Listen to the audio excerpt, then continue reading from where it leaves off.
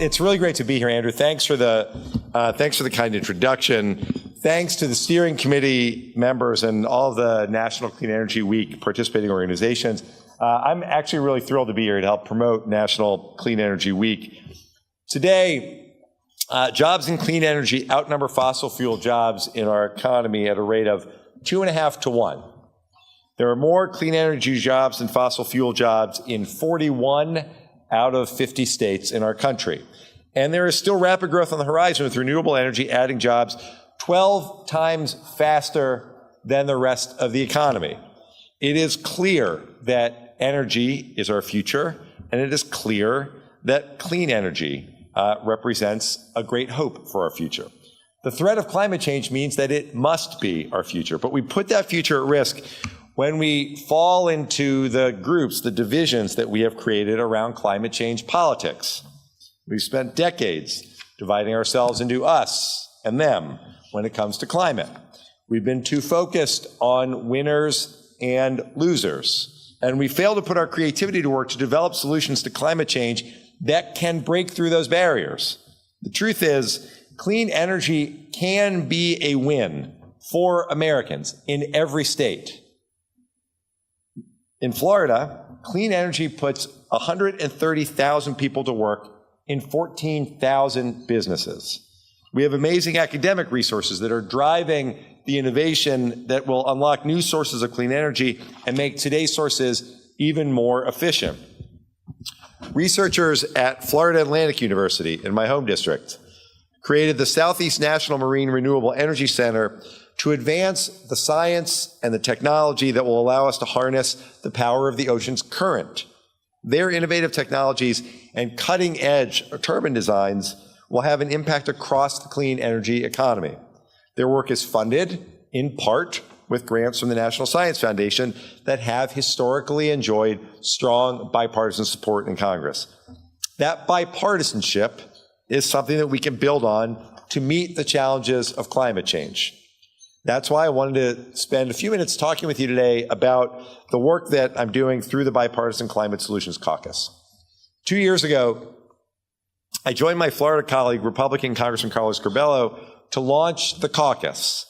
It is the first ever caucus that is singularly focused on bringing Republicans and Democrats together on the issues of resiliency and energy efficiency, clean energy, technology, and innovation that will prepare us to overcome the greatest challenge of our lifetime.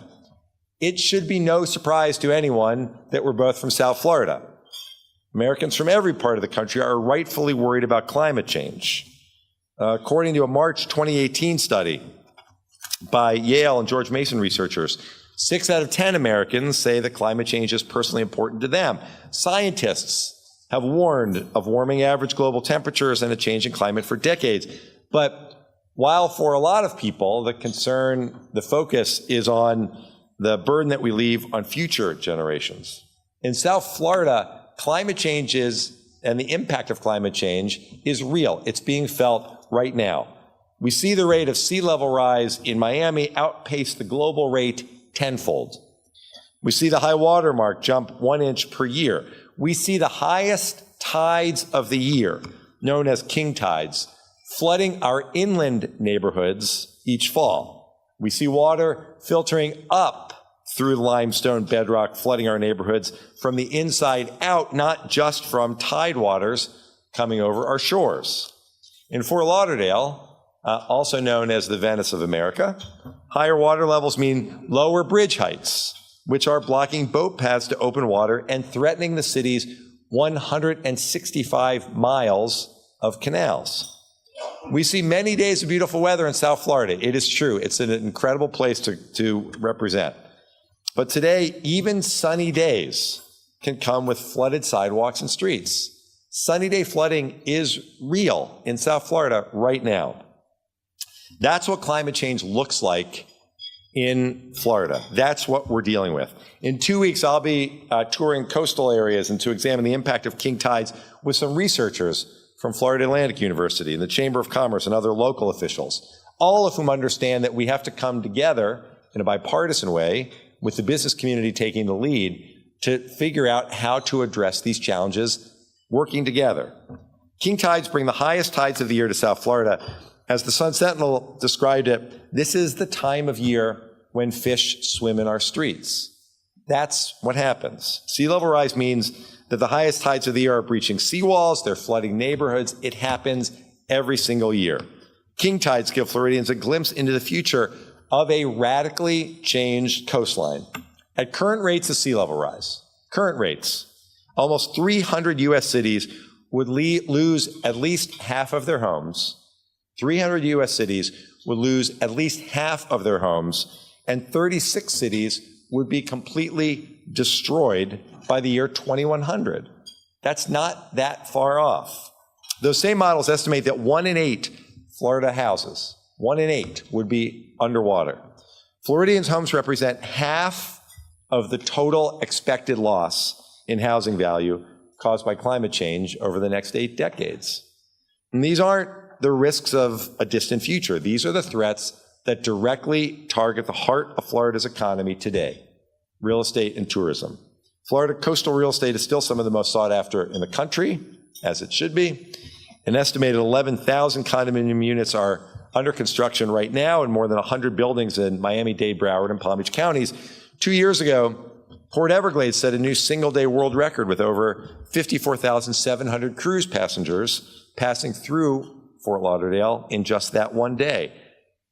In total, tourism and hospitality-related industries produce a $90 billion economic impact in our state, $24 billion in Miami-Dade County alone. And without action on climate change, if we fail to act, catastrophic losses are a certainty, and not 100 or 200 or 500 years from now.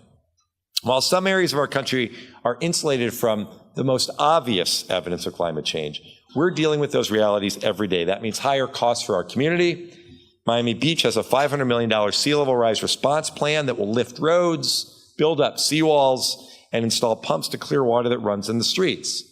Fort Lauderdale is fixing roads and drains, sending vacuum trucks into the streets to prevent saltwater damage, upgrading building codes and flood elevation requirements for yards, and requiring higher seawalls. But pouring money into infrastructure won't be enough to stop rising sea level in the long term. And that's why Representative Curbelo and I started an effort to bring our colleagues together and to try to work towards solutions right now. In 2 years, we have expanded the caucus to include 88 members. That is evenly divided, 44 Democrats, 44 Republicans. We started this in large part, sea level rise being the driving force. Thus, we use the Noah's Ark approach. You cannot join our caucus if you are a Republican or Democrat unless you bring with you someone from the opposite party. We know that if we work together, we'll be able to come up with solutions. And if we vote together, we can really make a difference. We have steadily expanded membership of the caucus to include serious legislators who are responding to climate change in their own communities, many legislators who do not typically sit down at a table with one another to talk about any issue, and yet understand the importance of discussing this topic. And what do we talk about? From shorter winters cutting into the tourist seasons of the Northeast, scarce water supply in California, reducing agricultural output. We have members from Virginia, the naval bases in Virginia that will be underwater by the end of the century. Americans across the country are feeling the impact of the unpredictable insurance risk and the rippling impacts of severe weather events all across our economy. Over the first 2 years, we've heard from experts and business leaders from across the country and from around the world.